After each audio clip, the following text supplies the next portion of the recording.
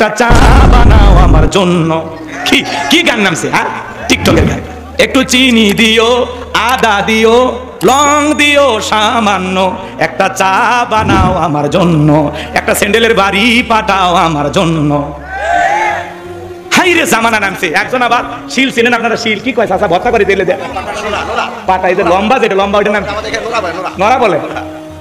আমাদের গাইবান্ধা ওইটাকে বলে শিল। শিল তো শোনেন, ওইটা কি করছে, সুতিয়াতে বান্ধিছে একজন, সুতিয়াতে বান্ধে এরকম ওপর থেকে তুলে দিচ্ছে আর ছেড়ে দিচ্ছে, আর ভর্তা বানাচ্ছে আর গান গাচ্ছে, ভাই একটু ভর্তা বানাচ্ছি তোমার জন্য। হাই রে জামানা।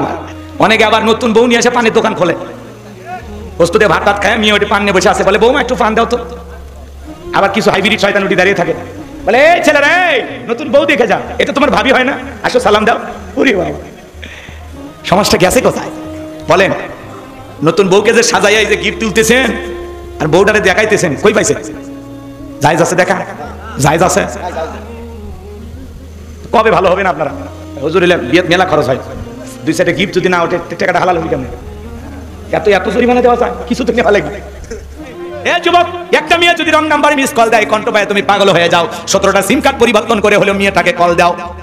মেয়েটা বলে ভাইয়া সরি, ভুল হয়ে গেছে। বলে না, নিবানু এখন কেন জ্বালাইলি, এখন ভালোবাসা দিবি কিনা বল। আছে না নাই? রাত 3:30 এক মহিলা আমারে ফোন দিয়েছে কুড়িগ্রাম থেকে, বলে হ্যালো তুমি কে সোহেল? আমি তখন বললাম না, আমি একটা হুজুর মানুষ। ঢং করো না, রাত চলে গেলে আফসোস করবা। ও কি তাহাজ্জুদ পড়ার জন্য ডাকতেছে না সিয়ারি খাওয়ার জন্য ডাক দিল? কথা কন নাকি আপনারা? আছে না নাই? একটা মহিলার কণ্ঠ বলে তুমি আমি পাগল হয়ে যায়। আজকে যুব সমাজকে নষ্ট করেছে সবচাইতে যেই বড় অস্ত্র, তার নাম হলো এই মোবাইল। মোবাইলের ওজন কম, কিন্তু মোবাইলের মাধ্যমে পাপের ওজনটা অনেক বেশি। কথা বলে ঠিক না? ঘরে দরজা লাগাই একা একা মোবাইলে উল্টাপাল্টা ভিডিও দেখে। আছে না না? দেশে মোবাইল আইছে, চিঠি বন্ধ হইয়াছে, দিওয়ানা বানাইছে, পোলা মাইয়ার মনের কথা ভাসে বাতাসে। ও দেখো পোলা পানের মন বাদা ফেসবুকে এখন, ও দেখো পোলা পানের মন বাদা ফেসবুকে এখন, মোবাইলে চ্যাটিং কইরা কাটায় সারাক্ষণ। এই মোবাইল পাইয়া দেখো মদনের মাইয়া কি কাণ্ড ঘটাইছে, স্বামী সংসার রাইখা নাকি পলাইয়া গেছে, সে যে স্বামী সন্তান রাইখা নাকি পলাইয়া গেছে। কথা ঠিক কিনা? 2 বাচ্চার মা, 4 বাচ্চার মা পরকীয়া প্রেম করে আরেকটা ছেলের হাত ধরে পালিয়ে যায়। যে নারী স্বামী রেখে সন্তান রেখে আরেকটা পরপুরুষের হাত ধরে পালিয়ে যেতে পারে, ওটা নারী না, ওটা নারী জাতির কলঙ্ক, কলঙ্ক, পাশানি, ডাইনি, কালনাগিনী, বিশ্বাসঘাতক নারী। ও মা, ও বোন, কেমনে পারলা মা? কেমনে পারো তুমি স্বামী রেখে সন্তান রেখে আরেকটা পুরুষের হাত ধরতে? কেমনে পারো? কেমনে পারো? এই কথা কয় না কেন? রাগ করেন? বাড়ি বরিশা, চলে আসছে নওগাঁ। কি করতে তারা? বলতেছে এই গ্রামের বলটু করছে কাম সারা। কি করছে? বলে আমাকে মোবাইলে প্রেম করেছে। আর কি করেছে? বলে আমরা স্বামী স্ত্রীর মতো হোটেলে ছিলাম। আর কি করছে আমি বলবো না, বুঝে না। তখন কি বলে? বলটু যদি বিয়ে করে ভালো, না হলে আমি আত্মহত্যা করে মারা যাবো। এই ধরনের নারী তো মরে যাওয়াই উচিত। বিবাহের দাবিতে ছেলেদের বাড়িতে এসে অনশন ধর্মঘট করে। কথা কোন? মাঝে মাঝে মিডিয়াতে নিউজ প্রচার হয়, দেন না? দেখেন না? ক্লাস 9-এর ছাত্রী শিক্ষকের বাড়ি গেছে। কি হয়েছে মা? বলে আমার শিক্ষক। কি করেছে? আমি বলবো না। তো কি হয়েছে? বলে আমার পেটে 3 মাস। আছে না? শিক্ষককে ফোন দেওয়া, কি হয়েছে? বলে না, ওই সময় আমার ছাত্রী এনজয় করছে, আমি এনজয় করছি। নাউজুবিল্লাহ, কালকে কইন। এই সমাজ এতটা নিচে চলে গেছে, এতটা নিচে চলে গেছে। একটা নারী যদি ছেলের বাড়িতে আসে বিবাহের দাবিতে, তাহলে বলেন এর সাথে বড় লজ্জার কিছু হতে পারে? হ্যাঁ?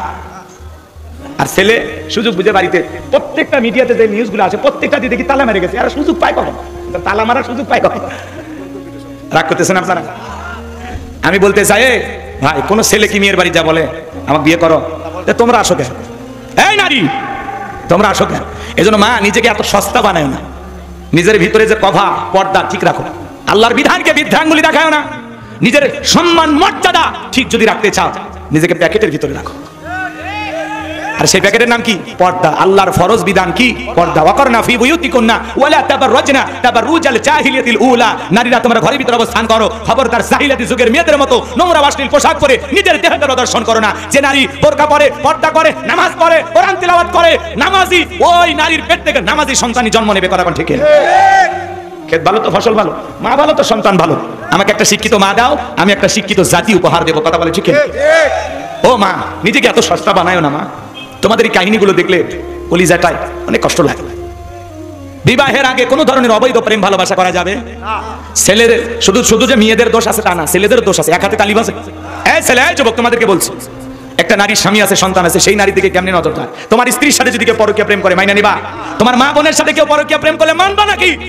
তাহলে স্বামী আছে, সন্তান আছে, সেই নারীর দিকে তোমার নজর যায়, তোমার রুচিতে সমস্যা। কত স্বামী পরিত্যক্তা নারী আছে, 2-3টা বাচ্চা সহ, যা না বিয়ে কর, আল্লাহ খুশি হবে, যাও, এই বিয়ে করো, যাও।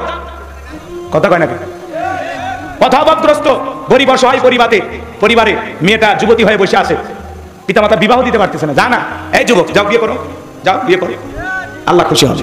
এখানে যাবা না, একজন আছে ওখানে যায়, আবার তুমিও লাইন দিচ্ছ। আল্লাহ যুবকদের হেদায়েত দান করুন, এটা জোরে কোন আমিন। দেশে টিকটক আসিয়া, টিকটক ভিডিও দেখেন না? টিকটক আর সমাজটাকে শেষ করে ফেলে। কথা কন নাকি আপনারা?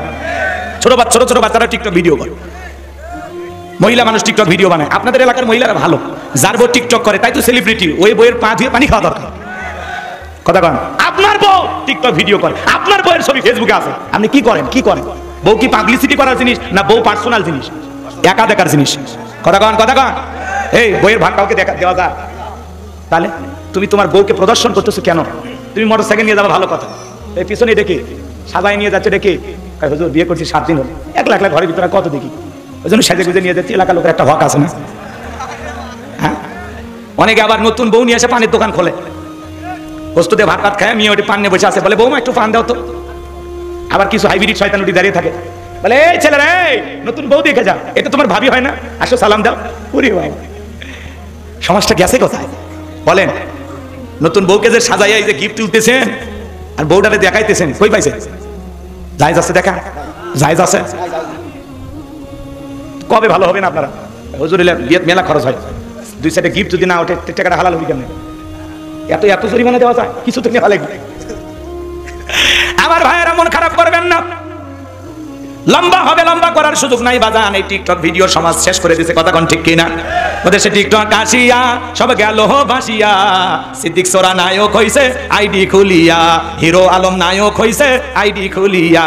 এই মোবাইলে হাই কি জাদু আছে ভাই, পোলাপান বুঝাছে, পড়ালেখা তুইলা রাখছে সপ্তম আকাশে। কথা কয়, এখন খালি টিকটক নিয়ে ব্যস্ত। একটা চা বানাও আমার জন্য, কি গান নামছে? হ্যাঁ, টিকটকের গান।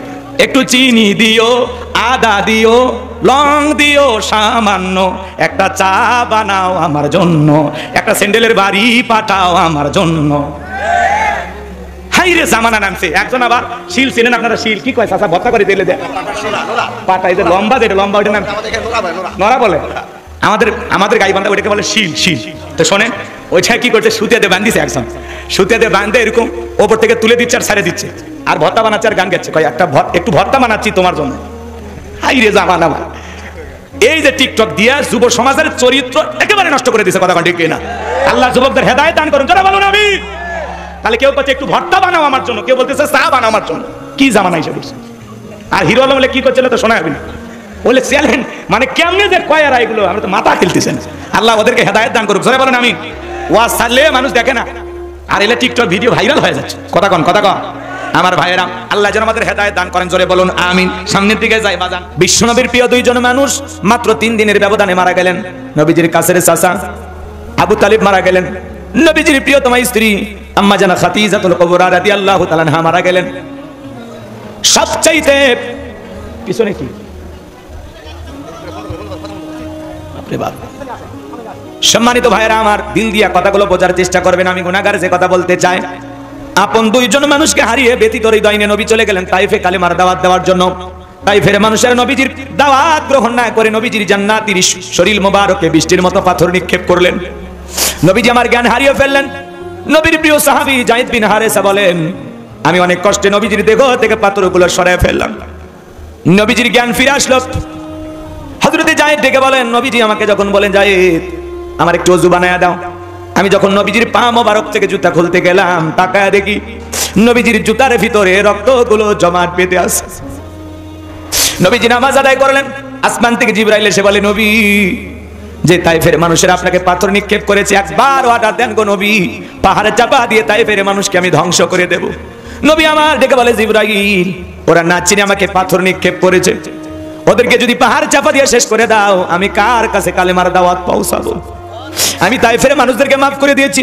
ও জিবরাইল আমার আল্লাহকে জানিয়ে দাও, আমার আল্লাহ জানো তাইফের মানুষকে মাফ করে দেয়। বলুন সুবহানাল্লাহ। ব্যথিত হৃদয় নিয়ে, রক্তাক্ত শরীর নিয়ে নবীজি মক্কায় চলে আসলেন। আসমান থেকে জিবরাইল আসে না, 19 দিন পর্যন্ত ওহী আসা বন্ধ। সাহাবায়ে কেরামদেরকে কাফেররা ডেকে বলে, নবীর সাহাবীরা কি ব্যাপার, তোমাদের নবী তো নতুন কোন আয়াত আর সূরা পাঠ করে আমাদেরকে শোনায় না, নাকি তার উপরে যে জিন ভর করেছিল সেই জিনটা বিদায় নিয়েছে? জোরে কর নাউযুবিল্লাহ। ডেকে বলেন, ও নবীর সাহাবীরা, তোমাদের নবী তো নতুন কোন আয়াত বা সূরা পাঠ করে শোনায় না, নাকি তার আল্লাহ তাকে ভুলে গেছেন? জোরে কর নাউযুবিল্লাহ। ব্যথিত হৃদয়, সাহাবায়ে কেরাম মনে মনে কষ্ট পায়, কিন্তু বিশ্বনবীর কাছে কেউ প্রকাশ করে না। 19 দিন পরে জিবরাইলের মাধ্যমে আল্লাহ তাআলা এই পাওয়ারফুল আয়াত কারিমাগুলো নাজিল করলেন। চিৎকার মেরে বলুন আল্লাহু আকবার। আমার আল্লাহ রাব্বুল আলামিন জানিয়ে দিলেন, ইন্নাল্লাযীনা ক্বালু রাব্বুনাল্লাহ। আমার আল্লাহ রাব্বুল আলামিন বলেন, নিশ্চয় যারা বলে আমাদের রব আল্লাহ, সুম্মাস্তাকামু, এই কথার উপরে যারা ইস্তেকামাত অবিচল অটল থাকে, তাতানাজ্জালু আলাইহিমুল মালাইকা, আসমান থেকে তাদের উপরে ফেরেশতা নাজিল হয়। ফেরেশতা নাজিল হয় 3 সময়। ফেরেশতা এসে বলবে, আল্লাহ তাখাফু, ভয় পেও না, ওয়ালা তাহজানু, চিন্তা করো না, ওয়া আবশিরু বিল জান্নাতিল্লাতী কুনতুম তুআদুন, তোমাদেরকে যে জান্নাতের প্রতিশ্রুতি দেওয়া হয়েছে সেই জান্নাত পেয়ে তোমরা আনন্দিত হও। বলুন সুবহানাল্লাহ। দিল দিয়া কথাগুলো বোঝার চেষ্টা করবেন। এটা হলো আয়াতের সরল অনুবাদ। এইবার মূল তাফসিরে চলে যায়। আল্লাহ রাব্বুল আলামিন বলেন, ইন্নাল্লাযীনা ক্বালু রাব্বুনাল্লাহ, নিশ্চয়ই যারা বলে আমাদের রব আল্লাহ, সুম্মাস্তাকামু, এই কথার উপরে যারা ইস্তেকামাত থাকে, আল্লাহ আমার রব, এই কথার উপরে যারা ইস্তেকামাত থাকে, দৃঢ় থাকে, মজবুত থাকে। শোনেন, আপনাদের এলাকার রাস্তার দুই ধারে আপনারা গাছ লাগান না? মাঝে মাঝে যখন ঝড় তুফান আসে, আইলা, নারগিস, হুদহুদ, সনি, ফনি, মিগজাও, মিতিলি, ডানা, এই নানান ধরনের ঘূর্ণিঝড় যখন আসে, ঝড় তুফানে রাস্তার গাছগুলো ভেঙে রাস্তার উপরে পড়ে থাকে। কথা বলেন ঠিক কিনা? আবার কিছু গাছ মজবুত ভাবে শিকড় নিয়ে দাঁড়িয়ে থাকে। এর নাম হলো সুম্মাস্তাকামু, ইস্তেকামাত থাকা, অবিচল অটল থাকা, দৃঢ় থাকা, মজবুত থাকা। ঝড় তুফানে ভেঙে পড়া যাবে না। কথা বলেন না কেন? এই জন্য আপনি যখন বলবেন আল্লাহ আমার রব, এই কথার উপরে টিকে থাকতে হলে আপনার উপরে মামলা আসবে, হামলা আসবে, নির্যাতন আসবে, জেল জুলুম সহ্য করা লাগবে। মুসলমান হাসতে হাসতে ফাঁসির দড়িতে ঝুলবে। এরপরেও কখনো জালেমের কাছে মাথা নত করবে না। কথা বলেন ঠিক কিনা? আল্লাহ আমার রব, এই কথার উপরে আপনাকে আমাকে টিকে থাকতে হবে। কথা কয় না কেন?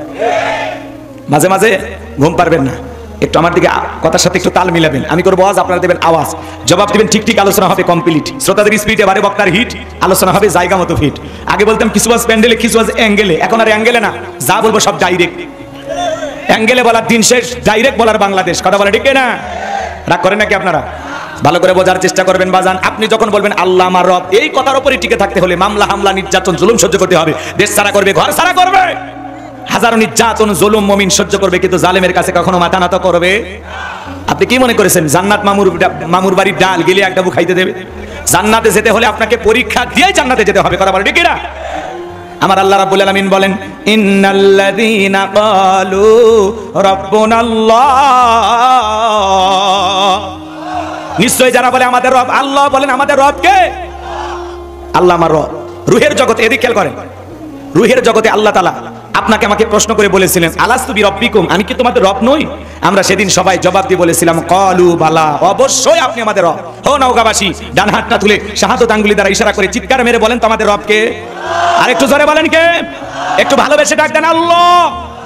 আরেকবার বলেন, একটু জোরে বলেন আল্লাহু আকবার। আল্লাহু আকবার জোরে জোরে আওয়াজ দেবেন। মুসলমান যদি একবার জেগে উঠে আল্লাহু আকবারে তাকবীর দেয়, বাতিলেরা লুঙ্গি পরার টাইম পাবে না। কথা কন, একটু আওয়াজ দিবেন। কিছু পারেন না পারেন, আওয়াজ দেন, কাঁপে ফেলে দেন।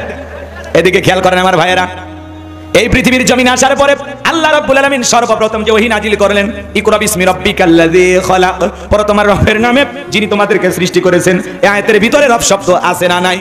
জোরে বলেন আছে না নাই? বলেন তো বাজান, রবের জ্ঞান শিক্ষা দেওয়া হয় কোথায়? স্কুল, কলেজ নাকি মাদ্রাসায়?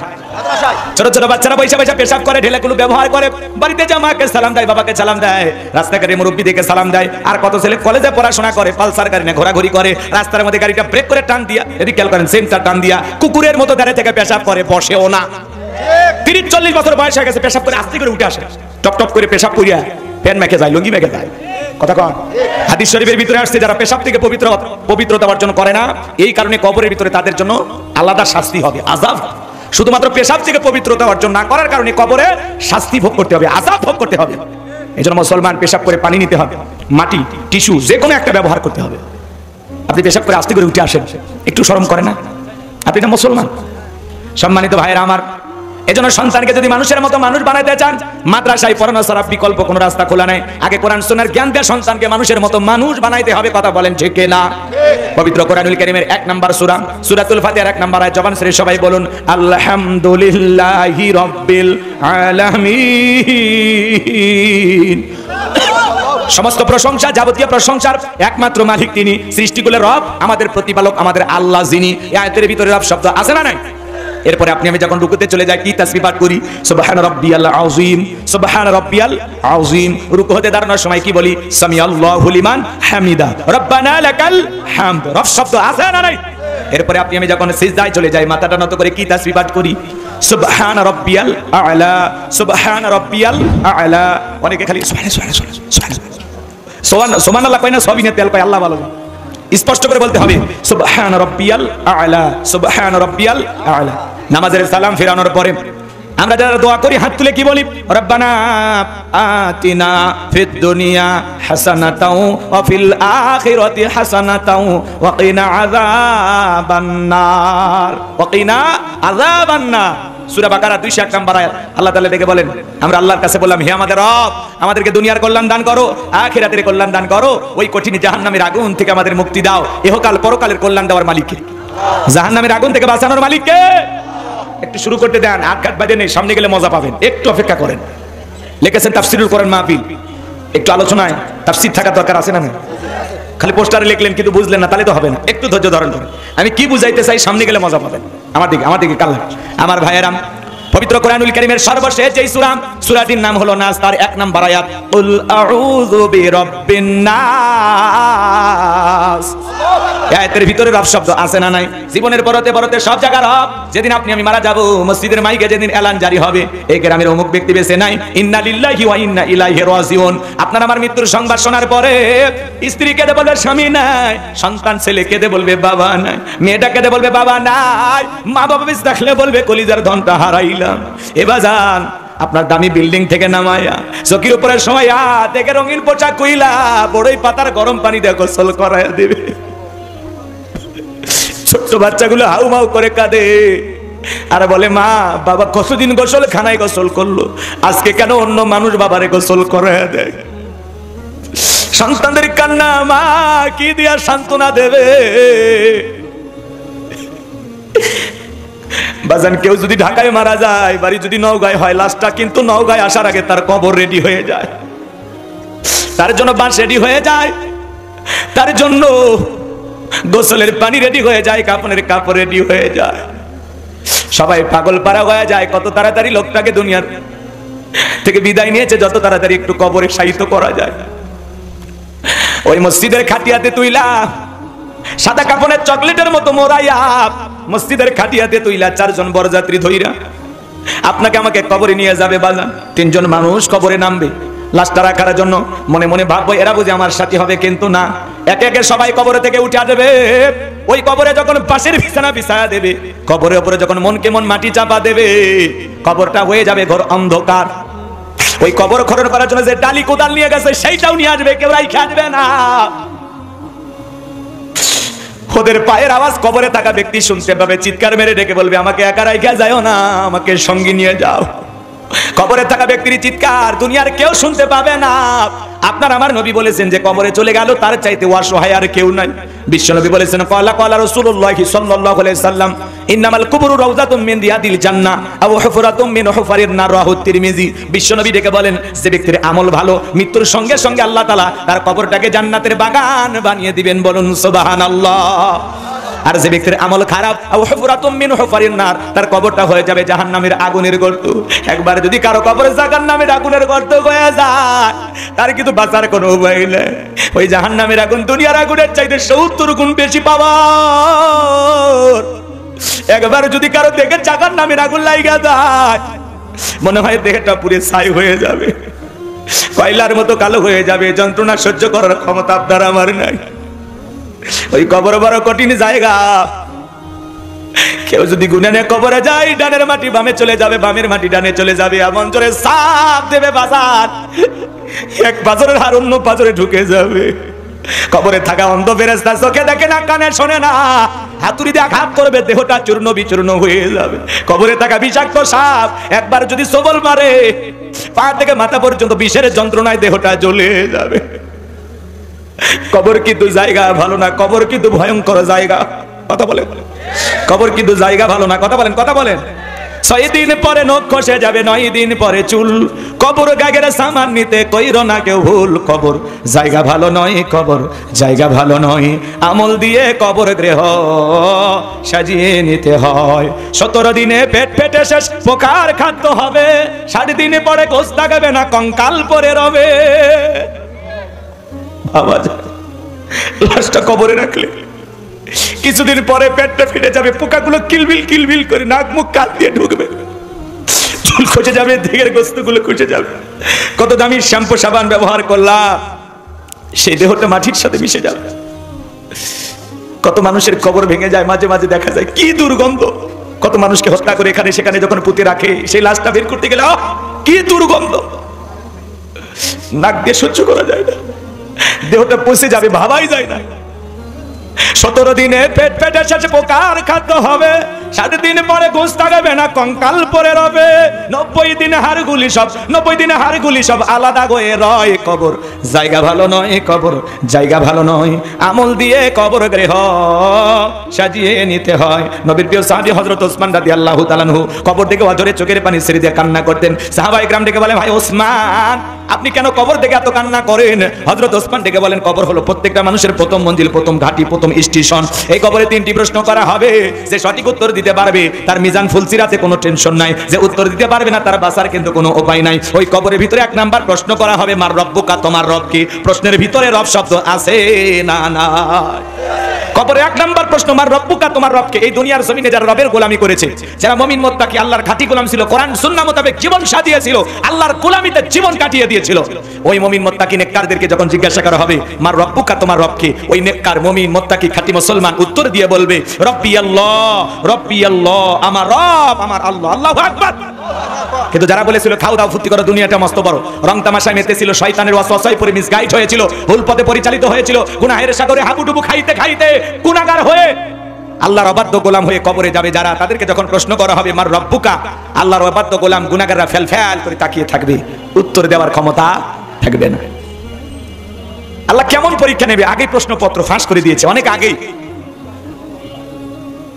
যারা এই দুনিয়ার জমিনে নেক আমল করেছে, আল্লাহর প্রিয় গোলাম, তারা উত্তর দিতে পারবে। তাদেরকে যখন প্রশ্ন করা হবে, মার রব্বুকা, তোমার রব কি? তারা বলবে রব্বি আল্লাহ। কিন্তু যারা গুনাহগার, আল্লাহর অবাধ্য গোলাম, এরা উত্তর দিতে পারবে। তাহলে নেক আমল করে আল্লাহর প্রিয় বান্দা হয়ে, খাঁটি মুমিন মুত্তাকি বান্দা হয়ে কারা কারা কবরে যেতে চান? হাত তুলে দেখান। আল্লাহ আমাদের সবাইকে আমল নিয়ে পরকালের সফরে রওনা দেওয়ার তৌফিক দান করুন। জোরে বলুন, আর একটু জোরে বলুন আমিন।